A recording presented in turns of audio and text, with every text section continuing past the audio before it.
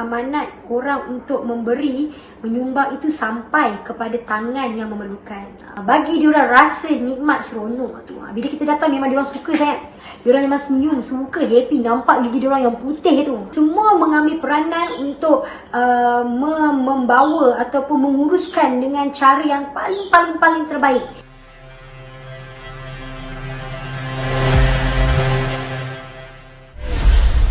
Assalamualaikum, saya Anita Baharom. Sepanjang Ita berada di Yayasan Amal, daripada tahun 2013 lagi, Ita memang dah berjinak-jinak dengan misi kemanusiaan. Okey, bersama dengan Yayasan Amal masuk di pedalaman Sabah, pedalaman Sarawak yang sangat mencabar dia punya misi tu. Daripada segi faktor air, faktor elektrik, kesusahan mereka.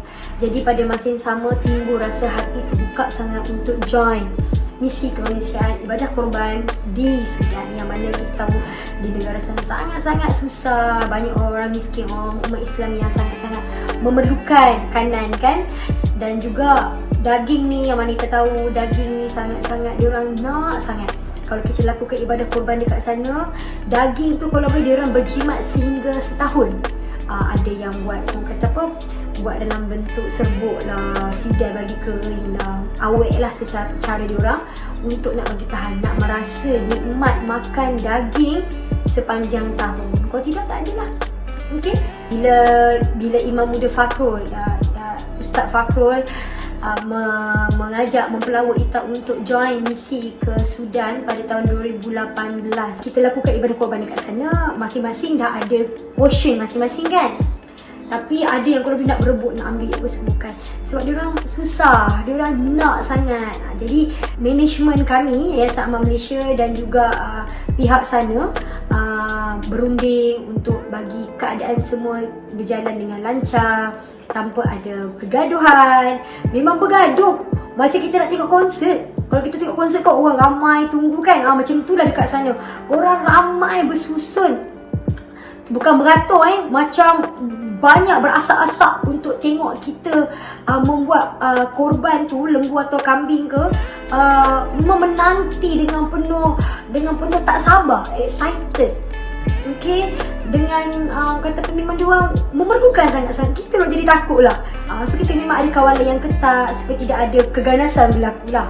Bukan keganasan apa, takut cara mereka tu kan, diorang kan kasar sikit daripada kita kan. Jadi kita kena kawal benda tu. Jadi Alhamdulillah Yayasan Amal Malaysia mampu berunding dengan secara baik, secara demokrasi, secara aman. Yang mana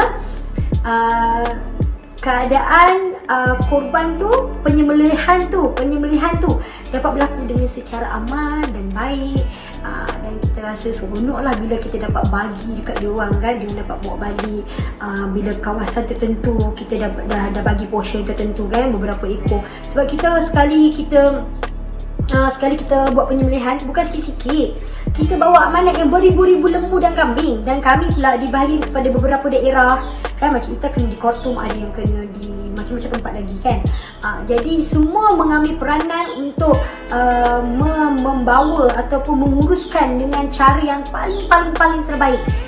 Jadi dari situlah kita akan orang kata apa, letak nama, letak siapa yang nama-nama siapa yang kambing, siapa apa korban, siapa yang terlibat dekat situ kan. Macam itu, alhamdulillah. Di samping itu juga ada juga aktiviti-aktiviti lain yang kita orang buat.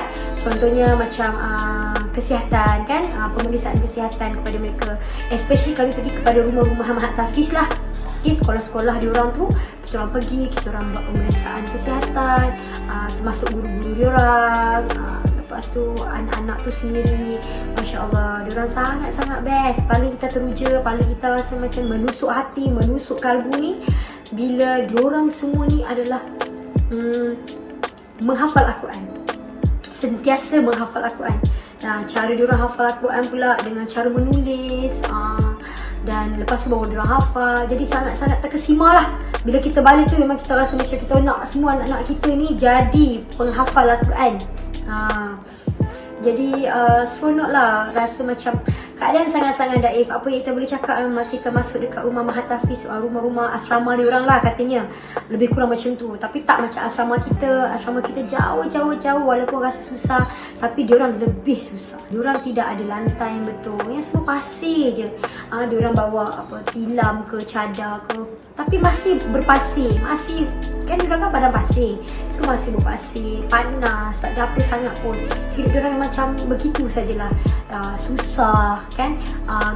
Parents duduk di mana-mana saja tapi hantar anak untuk matlamat nak menghafal Al-Quran. Dan ada kala juga, ada juga sebab faktor kesusahan kan, hantar je anak untuk belajar kan. Jadi Masya Allah, seronok lah. Jadi kat situ kita buat pemeriksaan kesihatan seorang demi seorang. Kita buat juga bagi diorang happy, bagi hiburan dekat diorang, buat aktiviti lukisan ke, mewarna ke, menulis ke, bagi diorang rasa nikmat, seronok tu. Bila kita datang memang diorang suka sangat. Diorang memang senyum, suka, happy, nampak gigi diorang yang putih tu. Alhamdulillah. Kalau nak kata tersentuhnya hati berada di sana, kita rasa sepanjang berada di sana memang kita tersentuh hati. Sebab keadaan diorang memang lain daripada kita. Macam kita pun memang pergi mana-mana pun memang akan tersentuh punya lah. Pergi Sabah Sarawak pun kita menangis kan. Pergi Sudan pun kita sedih bila kita dah kenal orang-orang dekat sana kan. Tapi mereka hidup dengan cara mereka sendiri. Itulah kehidupan mereka, itulah mereka perlu tempuh, itulah yang mereka perlu terima. Kita je rasa berbeza sangat dengan negara kita kan. Jadi sebagai tanggungjawab kita, yang mana boleh bantu, kita bantu. Contohnya dari segi daging kan, itu yang diorang memerlukan, daging daripada negara kita. Jadi itu cara yang kita rasa kita berbalik untuk memberi diorang kegembiraan, iaitu dengan membalas, dengan memberi diorang makanan, especially daging yang diorang nak sangat. Amal kurban sangat-sangat menjadi pilihan kita, sebab kita mula terlibat dengan amal kurban daripada tahun 2013, sejak kita menyertai aktiviti misi kemanusiaan ziarah dan marhabah daripada 2013, daripada di Sarawak lagi. So kita nampak Yayasan Amal ni sangat-sangat membawa amanat duit-duit yang orang sumbangkan, dana-dana tu semua memang mereka membawa kepada jalan yang benar, jalan yang betul, memang sampai kepada yang betul-betul memerlukan. Jadi kita rasa macam okey, ini antara NGO yang kita sangat-sangat suka dan boleh percayai, dan juga kita senang berada di kalangan ahli-ahli Yayasan Amal. Sangat-sangat best, okey, sangat juga orang kata menitik beratkan ilmu agama, memberi ilmu-ilmu kepada ahli-ahlinya, dan juga kepada saudara-saudara kita yang berada di sana. Amanat orang untuk memberi, menyumbang itu sampai kepada tangan yang memerlukan.